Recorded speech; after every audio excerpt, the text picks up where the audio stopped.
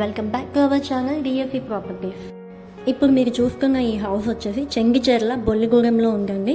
2 BHK plot, 133 square యార్డ్లో ఈ plot ఉంది. ముందుగా ఎంట్రన్స్లోనే ఒక హాల్ ఉందండి. హాల్కి కొంచెం లెఫ్ట్ సైడ్ వెళ్తే డైనింగ్ ఏరియా, ఆ కొంచెం లెఫ్ట్ సైడ్ వెళ్తే ఓపెన్ కిచెన్ ఇచ్చారండి.